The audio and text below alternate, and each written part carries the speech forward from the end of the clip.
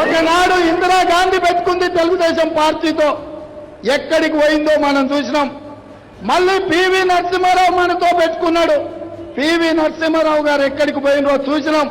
అంతెందుకు 48 గంటల్లో ఈ పార్టీని ఫినిష్ చేస్తా అన్న నాయకుడు పావురాల గుట్టలో పావురమై ఎగిరిపోయిండు.